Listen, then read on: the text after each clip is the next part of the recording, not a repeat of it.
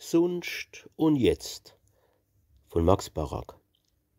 Geht mir jetzt zur Winterszeit naus, was habe jo die Leid, wann man nur e Liftche spiert oder wann se bissel gfriert, als er Schwelg hebt zugebunne, Pelzwerk obe, Pelzwerk unne, wollne Schale um die Ohre und vom Maul Respiratore. Und wann's gar e bissel schneit oder regnet, liebe Zeit, sehen do die Leid erst aus, setzen se de Fuß vors Haus.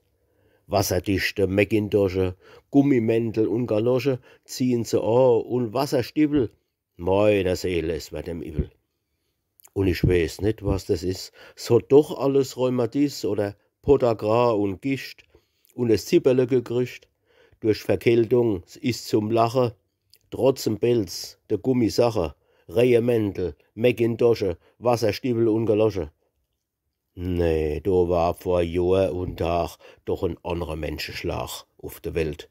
Von Rheumatis, Podagra, verfrorene Fies, Gischt und so moderne Leide, hat man da zu meiner Zeite noch nix gewisst. Ich kann's wohl sagen.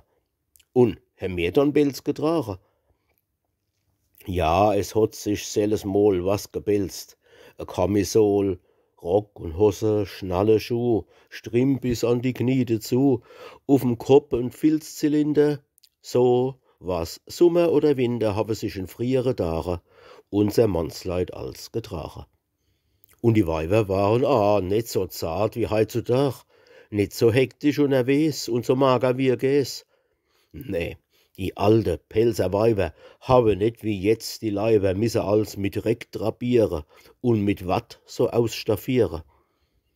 Sakrament, ich sag's euch, die haben noch kein Cul de Paris, Nedigkeit und kein Korsett, das euch was gelogen het.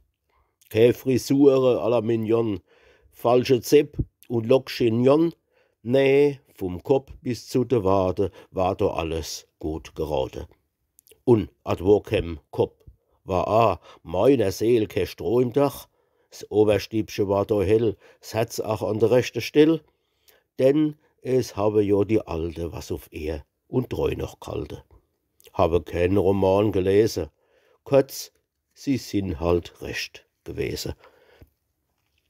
So war's noch in alter Zeit, wie die Kleider, so die Leid, einfach sunst in Gled und Tat, jetzt aber akkurat, umgekehrt so leid wie Mode, denn man meint, es gibt nur noch Schote auf der Welt in heidische Zeite oder nachher, nur kein Gescheite.